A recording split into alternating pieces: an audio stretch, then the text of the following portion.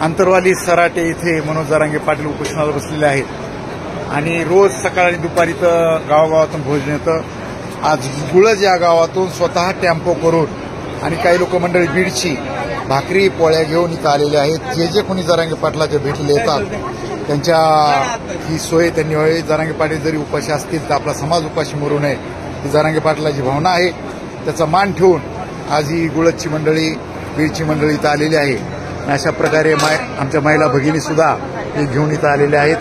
या समाजाचं हे देणं लागतात याची भावना त्यांना आहे. जरांगे पाटील जिथं थांबतात तिथं हेच ते घर आहे. काही नमस्कार, हे घर आहे. या घरातच जरांगे पाटील थांबतात.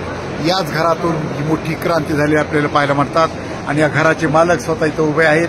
जे सगळे हे भाकरीचं पोळीचं नियोजन बघतायत ते जरांगे पाटलाची राहणं, जेवण, नाश्ता, सगळी स्नान पीन यांच्याच कुटुंबात होते.